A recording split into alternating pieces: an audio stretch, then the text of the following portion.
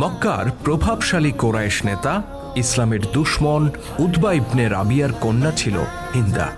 ইতিহাস বিখ্যাত আবু সুফিয়ান রাদিয়াল্লাহু তাআলা আনহু ছিলেন হিন্দার স্বামী। প্রাথমিক যুগে আবু সুফিয়ান নিজেও ছিলেন ইসলামের কট্টর শত্রু। আবু জাহেলের মৃত্যুর পর থেকে তার নেতৃত্বেই মক্কার কোরাইশরা কয়েক দফা মুসলিমদের বিরুদ্ধে যুদ্ধ করেছিল।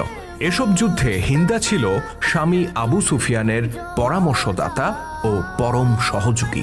ইসলামের প্রতি হিন্দার মনোভাব শুরু থেকেই ছিল বিরূপ। প্রাথমিক যুগের সাহাবী হযরত আবু হুযায়ফা রাদিয়াল্লাহু তাআলা আনহু ছিলেন হিন্দার আপন ভাই। আবু হুযায়ফা ইসলাম গ্রহণ করলে ঘৃণায় ফেটে পড়ে হিন্দা। তাকে কঠিন শাস্তি দেওয়ার জন্য পিতা উতবাকে বারবার উস্কানি দেয় সে। ইসলামের প্রতি হিন্দার এই ঘৃণা, ক্রোধ ও জিঘাংসায় পরিণত হয় বদরের যুদ্ধের পর। এই যুদ্ধে তার পিতা উতবা, তার চাচা সায়েবা এবং ভাই ওয়ালিদ মুসলিমদের হাতে নিহত হয়। এতগুলো প্রিয় মানুষকে হারানোর ব্যথা হিন্দাকে ভেতর থেকে ভীষণ ক্রুদ্ধ করে তোলে। সে শপথ নেয় যে কোনো মূল্যে সে এর বদলা নেবে। বিশেষ করে রাসূলুল্লাহর চাচা আমির হামজা রাদিয়াল্লাহু তাআলা আনহুর প্রতি ছিল তার সবচেয়ে বেশি ক্রোধ, কারণ হামজাই তার পিতা ও চাচাকে হত্যা করেছিলেন।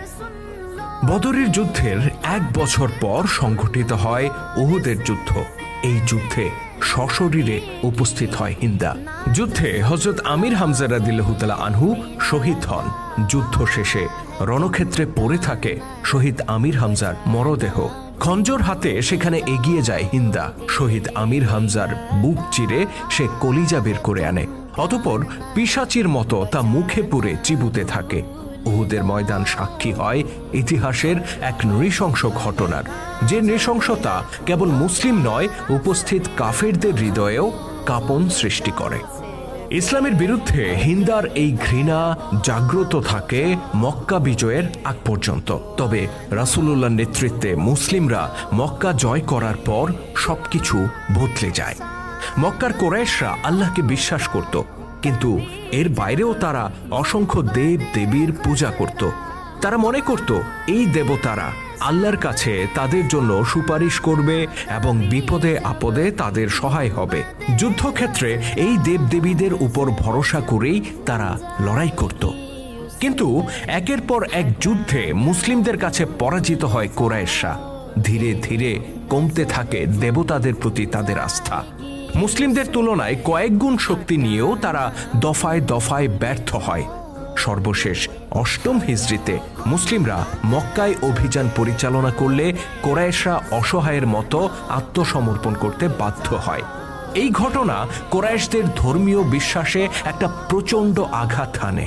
ব্যতিক্রম ছিল না হিন্দাও। জড়ো কাঠ পাথরের তৈরি মূর্তির প্রতি তার যে বিশ্বাস ছিল, চরম সংকটের মুহূর্তে এই দেবতারা তাদেরকে রক্ষা করবে বলে যে ধারণা সে লালন করত, সেই ধারণা ও বিশ্বাস কাচের মতো ভেঙে যায়।